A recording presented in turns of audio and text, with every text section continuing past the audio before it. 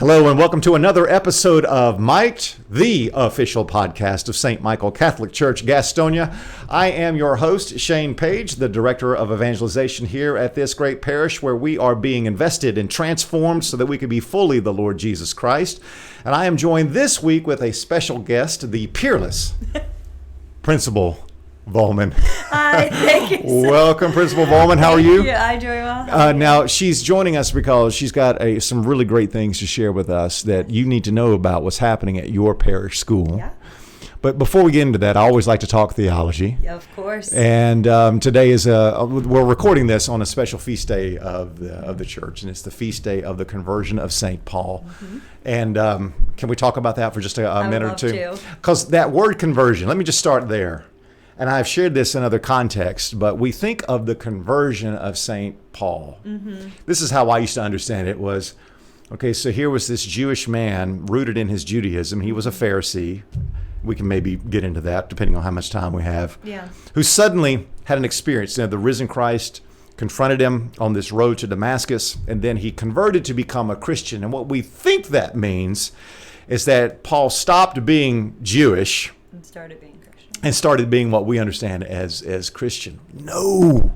It was a conversion of heart. It was a conversion of heart. It was a conversion of imagination. Paul actually remained very much ensconced and rooted in his Judaism. Mm-hmm. He never left it. So Paul would have, well, of course, it was Saul. His name was Saul. Yes. Saul was his Hebrew name. Yes. Shaul, I think. Shaul. Yeah. You're better than me. Paul was his Roman name because he had dual citizenship. Mm-hmm. So he was of Hebrew extraction, and yet he would also invoke his Roman citizenship at certain opportunities. And we won't get into that, but when he was almost put to death or put in prison, he just said, "Hey, I'm Roman, you can't do this to me." Oh, and then of course he had to be tried by, I think it was Agrippa in the book of Acts, who was Roman, to be treated like a Roman citizen was. But nevertheless, Paul remained firmly planted within his Judaism. The only thing he ended up realizing was that this Jesus, the Messiah, crucified, which we should talk about, raised from the dead, really is the Messiah.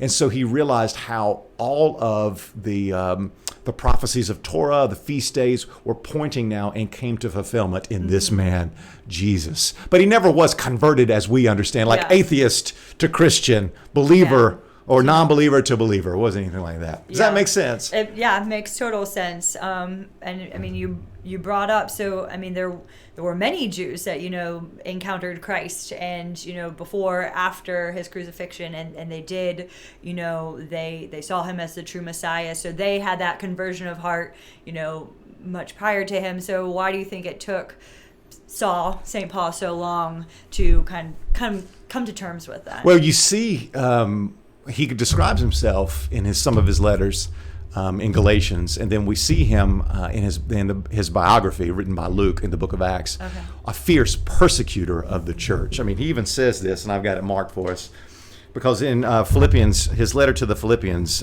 in chapter 3, he sort of lists his bona fides here. He says, I was circumcised on the 8th day of the stock of Israel. I'm from the tribe of Benjamin. I'm a Hebrew of Hebrews. According to the law, I'm a Pharisee, which we maybe want to talk about briefly. According to zeal, a persecutor of the church. According to the justice that is in the law, conversing without blame. But the things that were once gained to me, I now count loss for Christ. Furthermore, I love this. He says, I count all things to be but loss for the excellent knowledge of Jesus Christ my Lord, for whom I have suffered the loss now of all things. And he did. He lost everything. Yeah. But he says, but then I count everything as dung. I count everything as dung that I may gain Christ. So we know he was a fierce persecutor of the church. And the question has to be, why? You have a guess? Why was he such a fierce persecutor? Because he egged on the mob. Yeah, he was that stoned Stephen. Yeah. The first martyr of the church. He was there egging them on. He was rallying. He was sending people into homes to arrest them, to put them on trial. These people who were proclaiming Jesus as the Messiah. Yeah. Why? Because the question often it happens like, why do the Jews by and large today not accept the messianic claims of Jesus? Well, I believe the answer could be found in Scripture, Yeah, as most it would definitely be answers, Scripture. Normally are. But I think you and I were talking about this earlier. There's a reference to those who die on a tree. That's okay. And being definitely. cursed. And so that let's put Paul then in context for just a moment. He was a Pharisee. Now, Pharisees were a movement within Judaism. We don't want to think of Judaism as just a monolithic entity where everybody believed the same thing, professed the same thing. I mean, you had Sadducees, you had Pharisees, you had Zealots, you had Essenes. There were different movements within Judaism. He aligned with the Pharisees. Now, we know from the Gospels that Jesus encountered lots of Pharisees. Yeah. Jesus actually would have subscribed to many Pharisaical doctrines like the resurrection of the body, where the Sadducees who worked in the temple, they did not subscribe to the resurrection of the body. But what the Pharisees were about was identity. I think the word Pharisee comes from a Hebrew word whose root word means separate. And so what the Pharisees really believed is that if you look back at the history of Israel and you see over and over again how the Israelites fail, and then there's punishment. They fail again. They don't uphold Torah, and then another nation comes in and sends them to exile, this cycle. So the Pharisees were extraordinarily committed to upholding Torah and to truly emphasizing their Jewish heritage. Like, we are going to uphold all the things of Torah that set us apart as Jews. Yeah. And so that was really critical for them.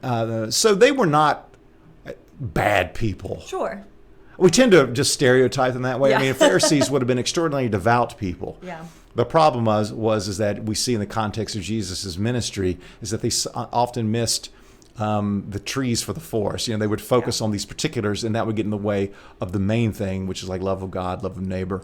They weren't taking a step back and looking at the broader picture. But Paul would have been just a fierce lover of Torah, and he would have breathed it. It would have saturated his imagination. He would have known it through and through. He would have seen the world through the Torah, through the lens of Torah, which gives us now a clue about why he would have been such an opponent of the early Christian church. Yeah. And for those of you listening, I maybe this may be news to you, maybe it won't, but I do think we can ground him in his historical context.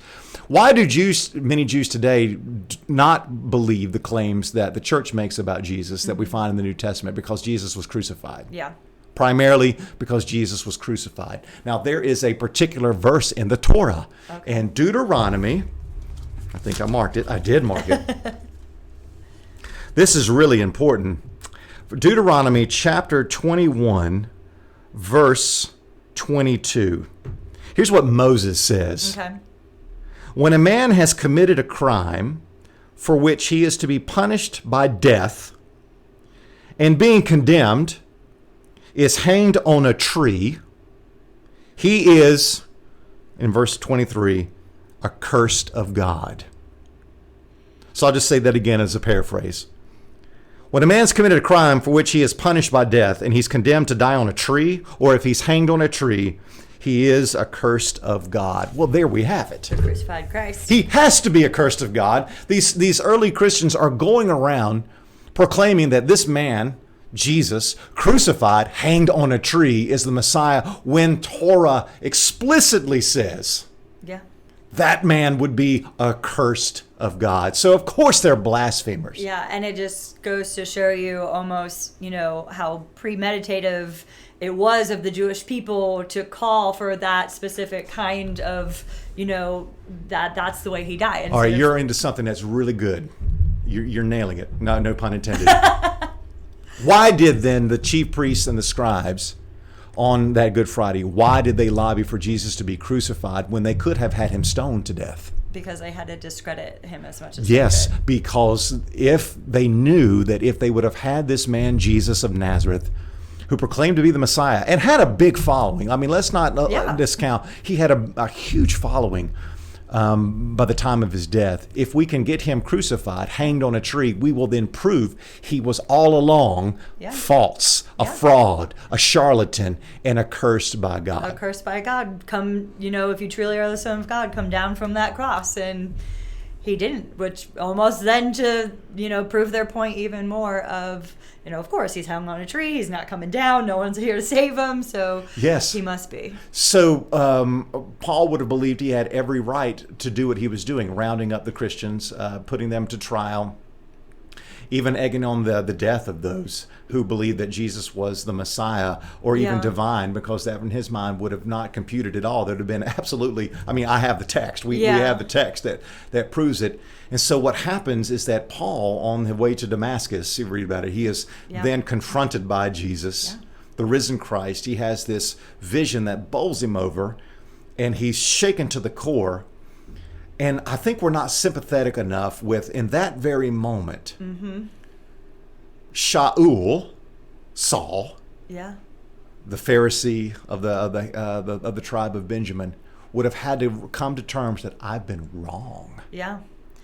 And I think, too, back to what you were describing a little bit earlier, just, growing up and you hear the story of, his conversion and who he was before. You just described him as, he was a Pharisee, he was devout, he was a religious man and very much. such. And I think if you don't look at that, you just think like, oh, he was a bad guy, like he was persecuting Christians, and you almost put him in this whole other category of like, he was just this terrible guy where he wasn't. He was just doing what he truly thought was correct at the time. And I think it always confused me too, up to the point where, when Jesus does confront him and he says, Lord. And in my mind, I'm like, well, why? How would he know it was the Lord speaking to him? But back to your point, like he's a devout, Jew. And so of course he knows who is speaking to him. And so I think that's just something that with going through the Bible in the year and listening to, reflections on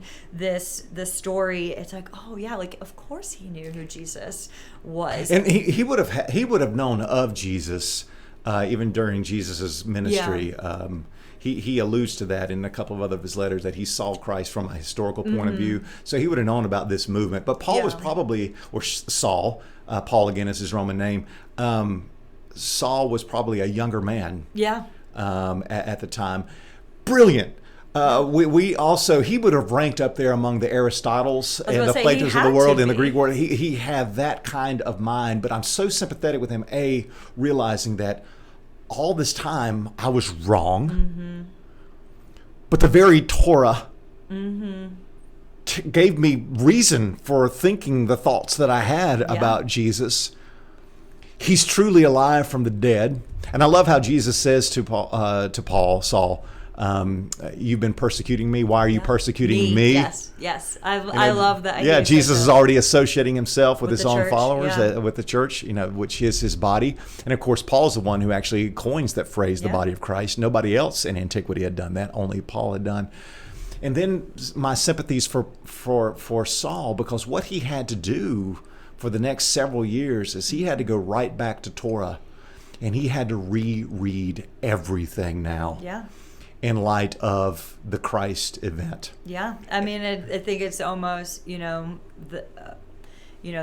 act too of, like you said, he became blind, had to be led to Damascus, and then, like scales that fell from his eyes. So truly reading it with new eyes and a new heart, and the amount of humility it must have taken to admit, like, I was wrong my whole life. And and so a man who knew Deuteronomy, cursed are those who are hanged on a tree, now goes out preaching Christ in him crucified. And he says this in 1 Corinthians, I came preaching Christ in him crucified. And then I love how he says in his letter to the Romans that I am not ashamed of the gospel. I am not ashamed of the gospel. Well, Paul had every reason in those days to be ashamed of the gospel, Because before his conversion, he, quote unquote, was ashamed to the extent of being embarrassed and angry at those who were preaching it. Why? Because he then got behind the proclamation of Jesus, the Jewish Messiah, the Messiah of the world, crucified and hanged on a tree. And you really see him make the connection then. How do you make sense of that verse in Deuteronomy? Cursed are those hanging on the tree. Paul ends up using that as a way of saying that Jesus became a curse for us. He took upon himself the whole curse of God via original sin, the curse that our sins deserve. He absorbed that into himself on the cross. And then as a result of absorbing that curse on us on that tree, he absolved us from it. And I think it just even goes back to, when the Old Testament really helping us to understand the fulfillment of the New Testament. And like, that's it, in my mind, it's just a matter of like another example of God's brilliance. Like, I'm going to say this to make it even harder for people. Like, just nothing that God does is an accident. So giving Moses that proclamation, you think like, well, that's a really weird thing to say. Of like all the ways to die. Like, why would someone be cursed if they died on a tree? Yes. And to think like, even then he knew the way that Jesus Christ would die, and setting it all up for it. Just like, it gets me choked. Yes, to me it just cool. confirms the inspiration of the scriptures, the call, the election of Israel, and how Israel really did pave the way for the incarnation. And my thoughts are not exactly linear right now, but how Paul was thoroughly Jewish and remained within his Judaism, only knowing that Christ had fulfilled the story of Torah. He was a fulfilled Jew. Yes, I mean the Catholic Church. How I describe it to those who are new to it is it's post-Messianic Judaism. Yeah, is what it is. I mean, that's really what it is. The priests, the bishop, the vestments, the feast days. The days of obligation. I mean, really, so much of what you see in the Catholic Church is rooted right back into the Jewishness, Jewish worship, because all the apostles, including Saul, were Jewish. So it would seem to be, of course, it would be only natural to have those elements of Judaism within the Catholic Church, only now pointing to the true fulfillment, which is Christ. Christianity is not like a whole new religion that Jesus just came and made up on his own. So that's a great way to look at it. But Paul was able eventually, and before we move on, Paul was able to make those connections. He saw the suffering, he saw the Messiah. You see him referring to some of these verses in his really cerebral letters, and they're magnificent. I mean, scholars have been poring over these letters for centuries, just trying to plumb their depth and their meaning. But he made that connection. And by the way, if you are a listener, and I think you are among them now, if you are not Jewish, you have Paul to thank for your incorporation into the Christian faith as being a non-Jew. Because the big debate in those days was, well, clearly you need to become Jewish and a part of the covenant. If you want to follow Jesus. And he was on the other side saying, no, I don't think that's what Torah has in mind. Well, clearly it does. Torah says we must be circumcised. We must bear the marks of the flesh in our body. And then Paul, and I will not belabor us here, Paul is able to go back to Torah itself and show how, no, because the Torah was looking for the one who would finally fulfill the covenant. And then all the nations of the world, as non-Jewish nations, would finally be able to worship and be a part of the one family of God in the world. And very briefly, he uses the example of Abraham. Abraham, after he believes that God was going to keep his word by keeping a covenant, then afterwards, Abraham is circumcised as the mark of the Jewish people. Well, but Paul was able to say, but he believed God by faith before he was circumcised. So he was knowing he wasn't actually going to sacrifice his son. He was non-Jew then. As a non-Jew. See, Jews are made. They are created. through the act of the covenant. And Jesus came to fulfill a new covenant. So Gentiles can be followers of Jesus, the Messiah, as Gentiles, without having to undergo the restrictions of Torah. You don't have to become Gentile, Jewish, and then Christian. So we have him to thank for all of that. And I think conversion is something that all of us should really make our lives about. Paul understood conversion as ongoing. It's not a one-time event in in our lives that just happened. It's something that's supposed to progress, and that's really a word for us. Start of then a continuation of growing and changing as a person. I think like there is a moment of conversion where maybe your life changes, but like you said, it doesn't happen overnight. It is continually, year after year of you growing as a person. Yep, I think it's also in the same Philippians. He says, if by any means I might, I may find it here. I'm just holding for just a second here. Oh, you're good. Yeah, so his goal here says that I may know Jesus and the power of his resurrection and the fellowship of his sufferings, being made conformable to his death. And he says this, not as though I have already attained this or am already perfect, but I keep going. Yeah. And I love that image. Here's Paul, the great apostle. But wherever he was in his life at any one time, when it came to his relationship with Jesus, I'm not there yet. Yeah. And he even says in 1 Corinthians 15 that this is the faith by which you are being saved. Yeah. So he never understood conversion as a one-off. Yeah. It is something that should be unfolding Yeah. and developing in all of us. So wherever we are right now, there's more. And we should desire that more. I think that's also a testament to our Catholic faith too. I mean, we are never at one single point like, good. That's why we have confession, because we are always evolving. We're always failing. We're always in need of, grace and forgiveness. So we have that beautiful sacrament. It's not, there isn't one moment where you're like, I'm saved, and you never have to worry about it for the rest of your life. It's like, okay, great. That's a moment where, maybe you're baptized, you have a conversion of heart, but you have a long journey ahead of you that you are always... You're not there yet until you're in heaven. And God wants to do a work in us, he says in another place. And he's going to finish that work until the day of his... He's going to finish it, but we've got to let him do it. We do. And there's more and more and more. And even in heaven, there are many fathers of the church who speak of heaven as this eternal acquisition of God, that we will always learn and receive more of God for infinity. And that reception of more, that acquisition, will at once...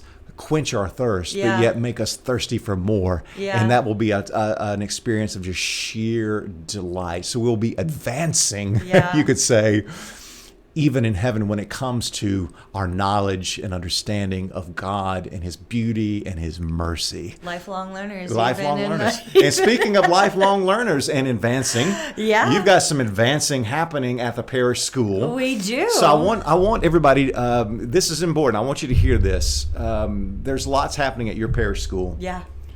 All thanks to, and I just have to say this, and I know I say it when I give updates at the parish, but truly thanks to our parishioners. I mean, I don't think they realize how much of an impact that they have, not only financially supporting this school, but supporting events that we have, even just being extremely, good to our kids at attending daily mass every day. I mean, I know we're probably a lot, especially for people who aren't used to showing up to daily mass and there being an extra almost 200 people. I will say, now, at the risk of interrupting you too quickly, when I mention other people outside the parish that our kids go to daily mass, it really strikes people. Really? It strikes everyone. I mean, we'll go to things and we say to other teachers and principals, and almost their first question is, well, how do you get anything done? Well, doesn't that disrupt the whole day? And well, it's daily mass, so it's 30 minutes. And I think it's so beautiful. Most of our teachers will respond as, well, how could I do anything else if I didn't start the day like that? And it's really beautiful to see that that's kind of their mind shift. Like, well, that is how we start our day. Like, I could get nothing else done without the Lord. Like, I could get nothing else done if I didn't start my day there. So I think it's been a huge blessing. Took probably some adjustment for the students, but you can definitely see a shift in them. You're at the place now where it should just be almost a virtue. Natural. It's just like what you do. Yes. Yeah. It's very much so, almost to the point where I think if we were like, okay, we're not having mass today, you'd be like, what? Right. We're not having mass today. Right. So it is. Now the days that there's no mass on Tuesday morning. Wednesday morning, excuse me. Wednesday. Now the students are praying the rosary. Yes, Okay. so we go and we pray the rosary together. It's usually led by we have different households, so each quarter, different household. Those students from that house will lead the rosary with their household teacher. So this quarter is House Matthew, so they'll be leading the rosary for us. Which is perfect because John Paul II, Saint John Paul II would say that the rosary was his favorite prayer after the Mass. Yeah. And so you're not in Mass, you're praying the rosary. It's beautiful too, and I think it's fun for me because there's just so many different ways that you can say the rosary. So people are like, oh, that gets boring, and you and Father have had a podcast talking about, it's not easy to pray the rosary. Oh no, it's meant that. It's on purpose. Yeah, and so like today we prayed the scriptural rosary. So between each Hail Mary, you read like a scripture verse. We've done meditative rosaries where you kind of read a meditation, and then you go. You say the Hail Marys. We do just the regular, glorious, luminous mysteries, whatever one. I know glorious is usually on Wednesday, but we kind of switch it up sometimes. There's the patriotic rosary. So I think I've enjoyed just kind of trying to help them. Like, there's different ways that you can pray it. Like, it doesn't have to just be... Ultimately, though, and ultimately the rosary is simply the Our Father and the Hail Mary and the Glory Be. Yeah. And I've read from some great devotees of the rosary and people who pray it all the time. Like, we can just pile on all kinds of things in addition to it. Like, then you got a prayer on top of this prayer. Before you even get to the Hail Mary, you got 3 other prayers. It's like, wait a minute, it's really just about the Hail Marys, the Our Father, and the Glory Be. You pray those. I know I try to pray more than one set of mysteries per day. Yeah. So I only pray like the first, the Apostles' Creed, the Our Father, and then the 3 Hail Mary, only one time. Yeah. And then you just go right into it. But we can kind of wear it down with different things. But your point being, there are multiple ways to pray it. Yes. And we're free to express ourselves, with the rosary however we can. So that's great. Yeah. So kind of give us a little highlight reel of the things that you are really excited about at the school. Okay. So just for our listeners who may not have followed our journey or our story, so we started a transition to Catholic liberal education in 2020. So that's I had to think about that for a second. My first year here. We're now in our 3rd year of transition. So a lot of people may be like, well, what does it look like? This was mostly a curricular transition for the most part. So really taking a look at what kind of books our students were using to learn, the kind of resources our teachers were using. The 2nd year, we only transitioned in language arts and history. This past year, we finished the transition with science and math. So I feel pretty good about the curriculum that we have now put in place, and I look forward to it being a nice, stable curriculum. Our teachers getting to know it a lot better, and using it for the next several years. So that was a huge part of it, and we've done some fine-tuning things like in the school as well. The teachers have been able to have some professional development on some more classical teaching methods, such as mimetic lessons, teaching like Christ, essentially. And then we dabbled in some Socratic seminar professional development, which even for adults, I mean, that's pretty intense to get into. But so we've been doing that. So yeah, that's kind of where we're at as far as our transition. Now, I love to tell people, even though end of year 3, you're now a Catholic liberal arts school, congratulations. And it's like, well, yes, but, I almost love that we talked about St. Paul's conversion story because, in my mind, the school went through a conversion when Father Rossi made that decision of we're going to transition. But just because he made that decision did not automatically make us.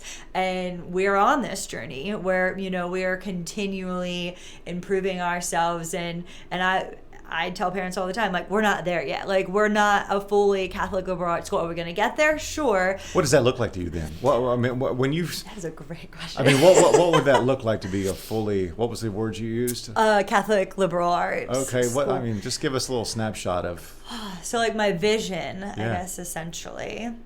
Wow, that's a lot. And I've been asked that question a lot as we try to, make future decisions for the school. And that's a question I always come back to is, well, what does Catholic liberal arts look like at St. Michael? For instance, daily mass has to be up there. We're doing that. Yes, daily mass. And I think we do have a lot of things in place where, where I ideally want to be. We do have those things already. Our First Friday devotion is very special. Right. That's something.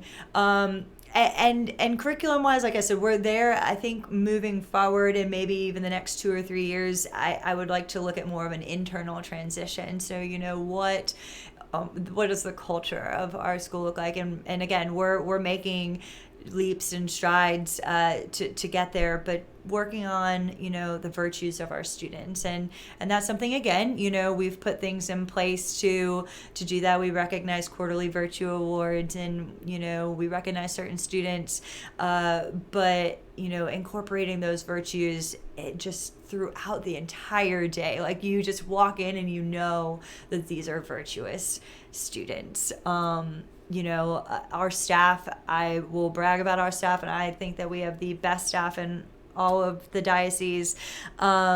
They so much care about their students, and even themselves, they're a very devoted staff to their faith, to their children, to their families. But, I would just love a staff that, like, we pray together more. I think, and we're all busy. So, it's like we're doing everything that we can on our own to keep our own spiritual lives, alive, but coming more together as a community, trying to plan a staff spiritual retreat for the fall. So I think I'm looking forward to that. It'll be our first time ever doing that.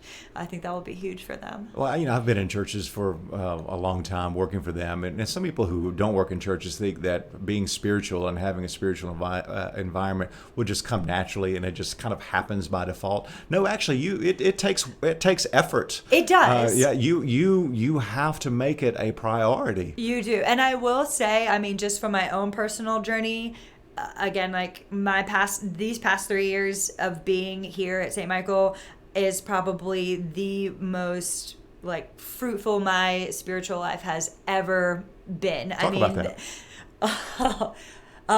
It's actually kind of emotional for me, and I think we did a podcast almost over a year ago, but just, before coming to St. Michael, my Catholic faith was always a part of my life, but it was one of those things where, looking back, it was lukewarm at best.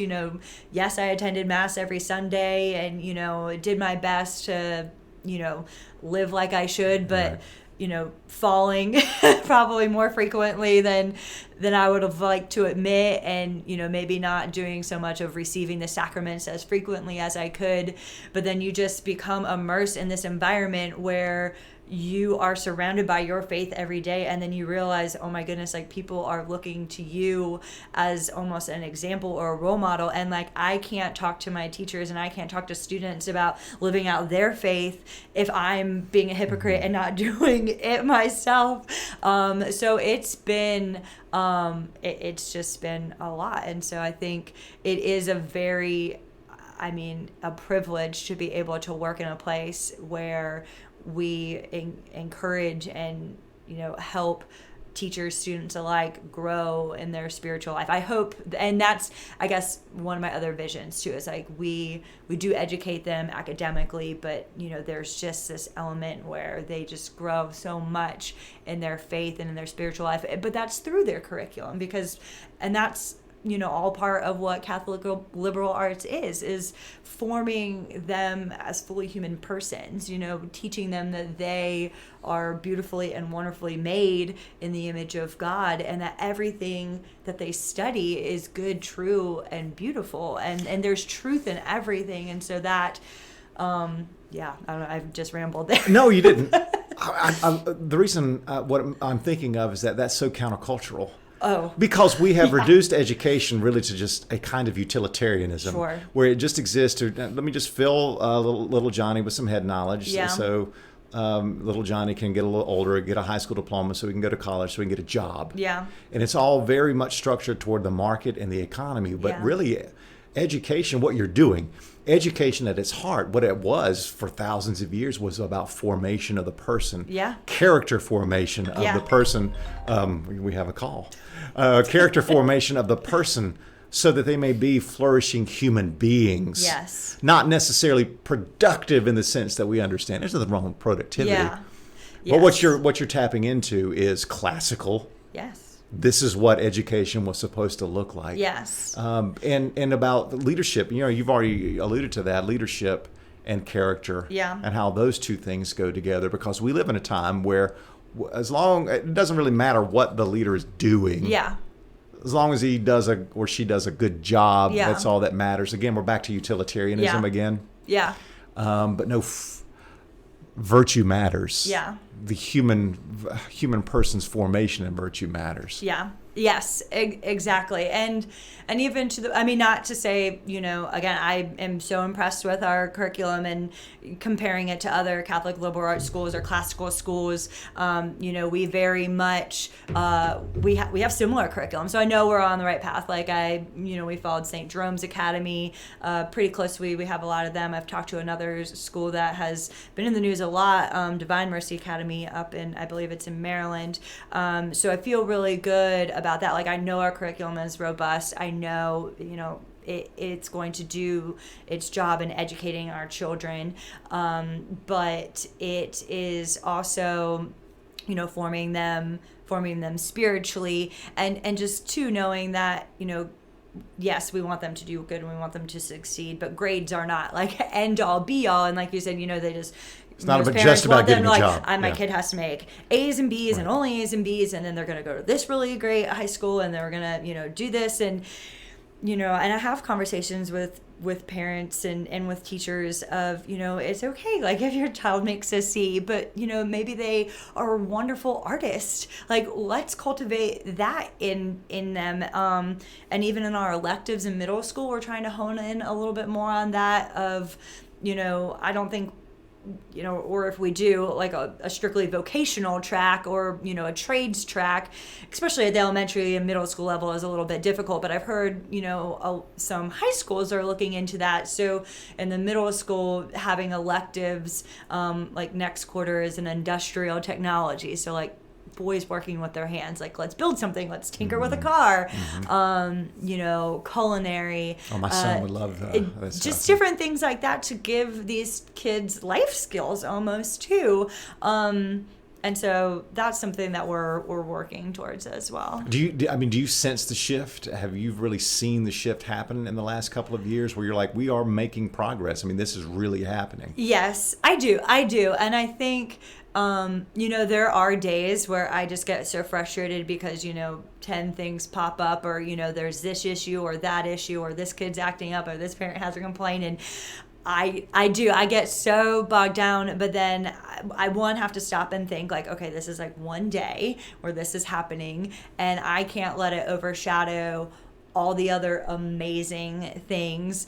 And several people have said that, like, that you're doing something right, or you're headed in the right direction when you are getting almost like all these spiritual attacks. Like, that's the devil attacking you, because what you are doing is making him upset, and there is good work, and you just have to persevere and push forward and keep going. So, every day, again, every day is something different. It's something new. I can walk in and not have a single thing on my calendar, but not be able to sit down all day because I'm running here, there, and everywhere, which is, I love it. So yeah, you just never know. But there are so many blessings, and just try not to let, there'll always be issues, growing pains, if you will. And I think that's kind of too what we're experiencing. Started with 70 something kids. 120 something the next year. Now we're, sitting at just shy of 170. And you have an open house this weekend, and we have an open house this weekend.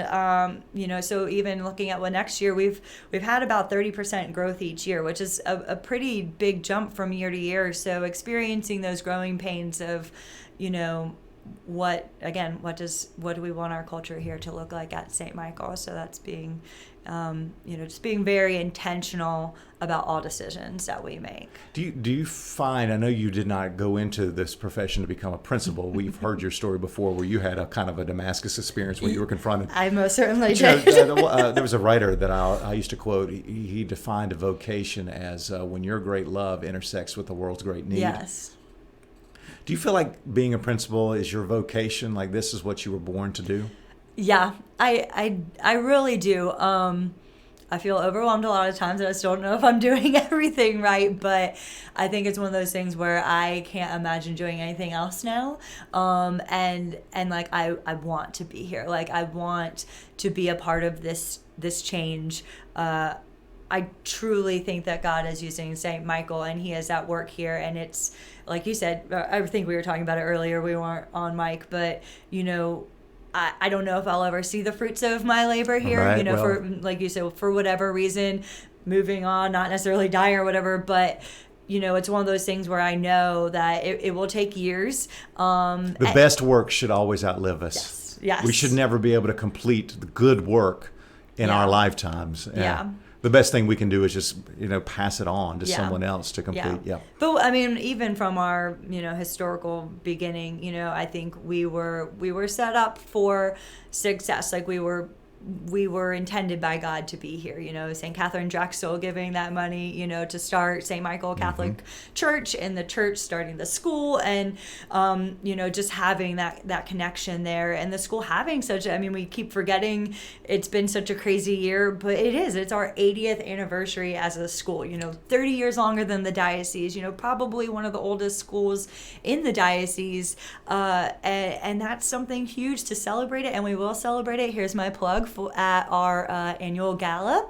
It is on April 29th, so lots of information will be coming out about that. Last year was such a success. Oh, it was such a success, and this year it's going to be even more. If you did not go to the gala last year, you must go this year. Yeah, so everyone, I'm just mark putting your a plug in for you. Yes, mark your calendars. April 29th. Tickets and everything will be coming out shortly, but it will be a huge celebration of our 80th anniversary. We have an incredible speaker. I don't know if I'm allowed to speak it out into existence yet, but it's someone you're excited about. I'm excited about it, great. and if you love C.S. Lewis, you should be excited about him as well. So that's all I'll say about that for right now, but it's just going to be great. I think...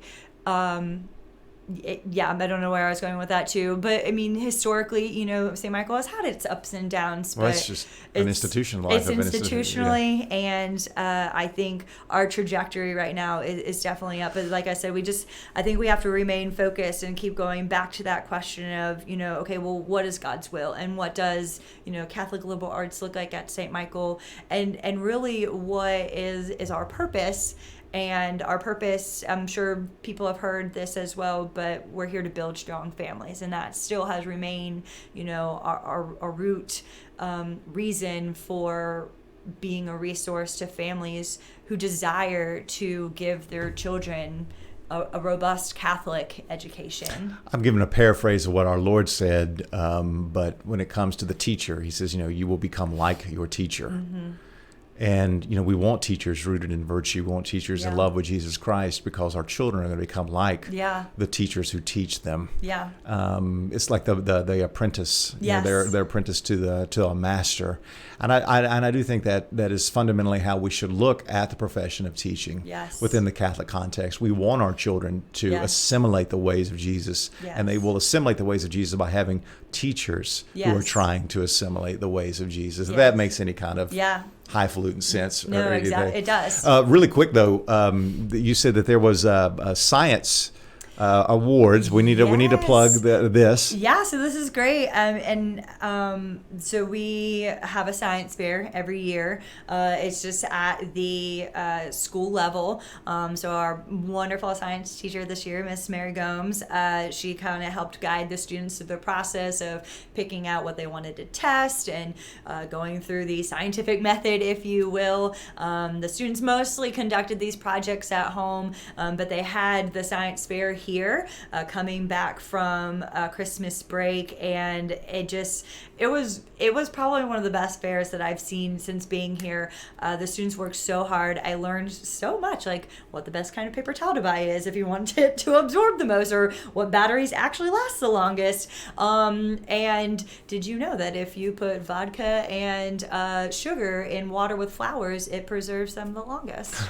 Okay, no. There we go. So actually and that student and two others, so we had 3 students that were selected as first place and second place and third place winners here at St. Michael, and they all went to go compete at Gaston County level science fair, and all 3 of our students took the top 3 places in the biology section for Gaston County. All 3. So all 3. All from St. Michael. All from St. Michael. And so that was just a huge testimony to how hard the students worked, how hard, how hard the teacher worked to encourage those students and get them, to really invest in this project and what they were doing.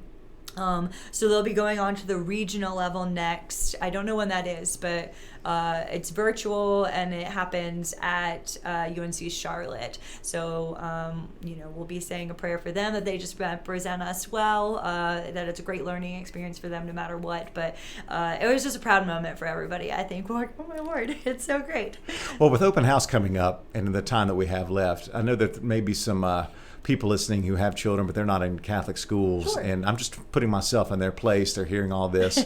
if they're with us, like, for those families, is it possible for their children to be a part of the St. Michael school? Because, when I think of Catholic schools before I became Catholic, the first thing that always crossed my mind was, well, how much does that cost? Yeah.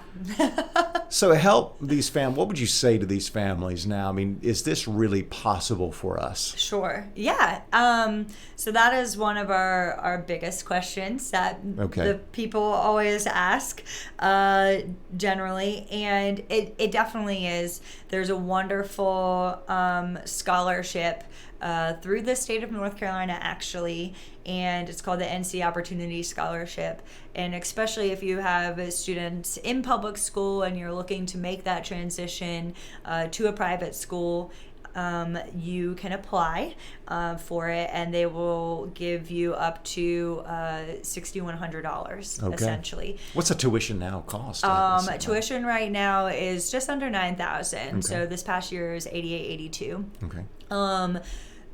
So that covers, nearly, definitely over half, nearly a 3/4 of what tuition is for practicing Catholics. A majority, I think most churches in the diocese, if you are, a practicing Catholic, you are an active member in your parish, and you tithe and all that, they will help to subsidize some of your child's tuition. So that's something as well. There's various other scholarships through the diocese that students can apply for. We do have financial aid that is given through the school. So we provide some financial aid as well. We have multi-child discounts for families to help make that financial burden a little bit less for especially our families with more children. I think most people don't realize that. There really are a lot of avenues. There are. A lot of options for families who want to place their child in a Catholic school but think that there are too many deterrents there. Yeah. And and I will just say too, again, for people who are listening and maybe you don't have, children who are Catholic school age or, school age, but you have a passion for Catholic education, or if you desire to help these families who maybe it isn't financially possible or that is their worry, we have a few people who have come to us and they have set up scholarship opportunities as well. So that is something, if you prayerfully discern you want to help support the school in some way, and especially these families, and make Catholic education possible for them, please come see us. Call me. Well, the open house this weekend would be an opportunity. Yeah, What will people see at the open house? So our teachers will be there, and they're going to be in their classrooms. We'll have our curriculum out for people to see. There'll be a representative there from Parents for Educational Freedom. It's an organization that I recently found, but they'll be there explaining a little bit more about that NC Opportunity Scholarship that I mentioned. Just a good way to come in and kind of see the school, get to know the teachers, get to see what they're learning. After that, parents can always do a shadow day for their students, and we always encourage that. So just their kid can come and spend a day at St. Michael, be in the classrooms with the kids, meet who their classmates would be, and just kind of get a sense of the daily schedule and the culture. So I think that's always a lot of fun for students to be able to do as well. So we're looking forward. Open enrollment will begin on January. January 29th, which is this Sunday. This is Sunday, not February. So what open house, what are the hours? It's from 10:30 to 1. Okay. So right after Mass, we invite people to come up. There'll be some coffee, pastries. I'll do a little spiel at 11, and then we'll have people give tours, take the families around, let them meet the teachers, answer any questions that they may have. Very informal, but also a great way, especially if you're interested, to come and see what other families are interested in as well. It's definitely affordable, and we will work with you because if that's something that you truly desire for your child, we want to make it happen. We're not going to be like, well, sorry, you don't have the money. And I think that's what we look for even more than can you afford it, of, what is your desire. And I'm looking forward to it this year. We're going to have, kind of a family interview process where, we are going to sit down and get to know these families before they come in and just ask, why did you choose us? Yes. There's plenty of Catholic schools. There's plenty of private schools. Why us? What is your desire for your children? And we did a really great professional development coming back from Christmas break, and the school staff kind of just got together and we rallied behind, renewing our rally cry, of why are we here? What is our purpose? Who are we serving? And it is the parents, And another parent brought up to us that, it is in the catechism of the responsibilities of parents. And it's education. It is education. And there's even a part where it specifically almost states like the salvation of a parent's soul is based on how well they educate their children. And speaking of conversion, we have to convert our children. Yeah. And Christians are not born. They are made. They are made. And so I think, I don't know if a lot of parents realize like the gravity of that. I'm not a parent, so I didn't, pay too much close attention to that part of the catechism. But you are still responsible for lots of other children. Yes. Yeah. And so I think, that one puts the teachers, it was a renewed oh my word, that we're responsible literally for partnering with you to help you educate your children. Mm-hmm. And we're not only responsible for their salvation but your salvation, and we're literally all in this together, which is why it's so important. And we say we work with the parents, and as parents you can't just drop your kid off and pick them up every day and that's all you get. We want these invested parents. We want these parents to be emailing the teachers, to be emailing me. I think I literally have the personal phone number of over half the parents in this school, just because I want to be there. I want to connect with them. Something's going wrong, let me know what it is. You have an idea, tell me how I can help. Because I'm not here to just do what I want to do at the school, and the teachers are not here to just, teach the kids whatever they want to teach. It's a vocation, and we have a duty to educate these children in a certain way. Way, yeah. Yes. And to form them to become Catholics. Yeah. And the gravity of that, you just kind of forget, and then you sit with it and you're like, oh my word. We hear it 1,000 times. Yes, we want our children to be successful, whatever the occupation that they choose, but ultimately as Catholic families, as Catholic parents, what should we ultimately want for our children? Heaven. And to become saints. Mm-hmm. And that does not happen without some intentionality behind it. Yes. And real work. Yeah. Even in the later years, even if it is among the parents, the work of just prayer and intercessory Yeah. prayer.